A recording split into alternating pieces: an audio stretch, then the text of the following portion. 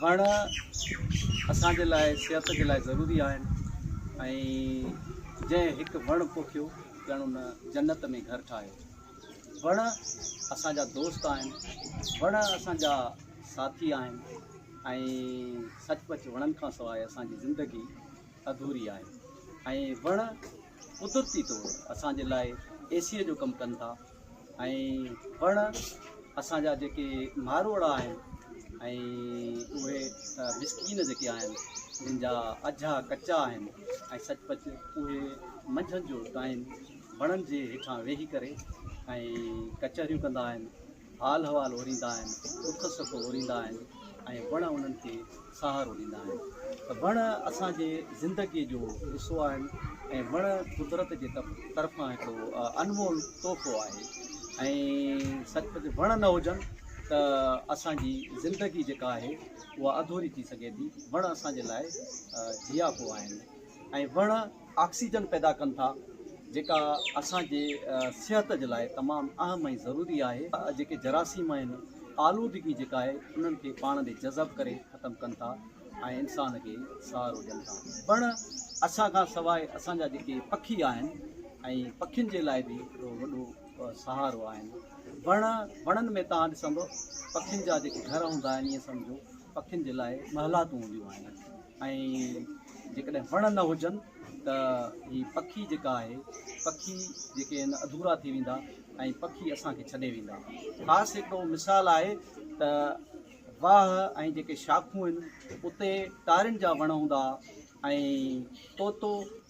जेको हिकिड़ो अहिड़ो पखी आहे, ख़ूबसूरत पखी आहे ऐं उहो अक्सर करे उन्हनि तारियुनि में रहंदा हुया ऐं उन्हनि जी जेका आहे अॼुकल्ह सूंहं घटिजी वई आहे ऐं उहे वण जेके आहिनि असां वणनि जा क़ातिल थी विया आहियूं, वणनि जा क़ातिल थी विया आहियूं, वणनि खे असां ख़तमु करे छॾियो आहे। वणनि जे लाइ असां कुहाड़ा खयां आहिनि त सचपच तव्हां ॾिसो त उहे पखी असांखां मोकिलाए विया आहिनि। वक़्त जे हिसाब सां पंहिंजी गुफ़्तगूअ खे थोरे अंदाज़ में शामिलु कंदासीं। सिर्फ़ु अवां सां हिकिड़ी नंढड़ी या कचहरी कईसूं त आख़िर में इहो ई असां गवर्नमेंट बॉइज़ अब्दुल सत्तार नारे जो जा उस्ताद आहियूं, हीअ शागिर्द आहिनि त इहा ई नसीहत कंदासीं, इहो ई मैसेज ॾींदासीं त वण अवां पंहिंजे घर में, वण पंहिंजे उताक ते, वण स्कूल जे अङण ते, वण पंहिंजे धरतीअ ते पोखियो ऐं वणनि जे पोखण सां हीअ जेको संसार आहे हसीन थी वेंदो, ख़ूबसूरत थी वेंदो ऐं धरती जेका आहे असांजी जन्नत बणिजी वेंदी। ऐं हाणे असां इब्तिदा कयूं था वण पोखण जे लाइ ऐं उन खां पोइ आख़िर में असांजो साईं उस्ताद मुनीर हुसैन पिताजी घणीअ दर इहा दुआ घुरंदो त असांजी धरतीअ जा माण्हू, असांजे प्यारे मुल्क पाकिस्तान जा माण्हू पंहिंजे अङण ते, पंहिंजी ज़मीन ते, पंहिंजे उताकुनि ते स्कूलनि में वण पोखनि ऐं वण असांखे जेके तूफ़ान अचनि था ऐं मुश्किलातूं अचनि था उन खां बि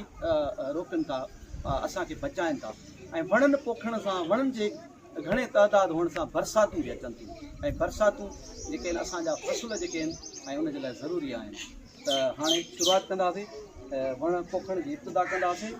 ऐं उन खां पोइ साईं उस्ताद मुनीर हुसैन पिताजी दुआ अल्लाह पाक जे दरबार में घुरंदो त हीअ धरती असांजी सरसब्ज़ हुजे ऐं सावक पाणी खणी